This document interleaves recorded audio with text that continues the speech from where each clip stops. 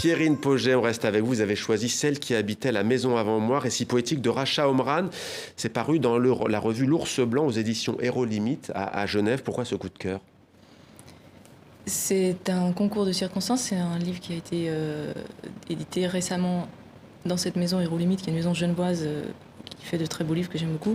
Et ce texte a été traduit par Henri-Jules Julien, qui fait partie des personnes que j'ai rencontrées au Caire et qui me l'ont un petit peu ouvert, qui m'ont un peu chaperonné parfois.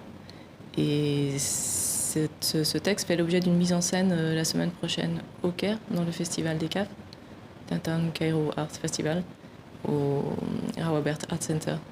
Un coup de cœur d'actualité donc. Anas Khalaf, lui, a choisi Georgia O'Keeffe, qui est née en 1887, qui est morte en 1986, l'une des plus grandes figures de l'art nord-américain au XXe siècle.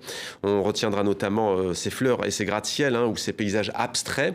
On précise aussi d'ailleurs que l'artiste est allé au Moyen-Orient dans les années 50-1960. Et il y a une exposition en ce moment au Centre Pompidou à Paris, dont vous voyez quelques images. C'est jusqu'au 6 décembre prochain. Sharif Majdelani, les rencontres Orient-Occident. C'est lié à ce qu'on vient de dire il y a quelques instants en convoquant Alexandre Legrand. C'est à Sierre en Suisse et vous avez participé à cette 9e édition.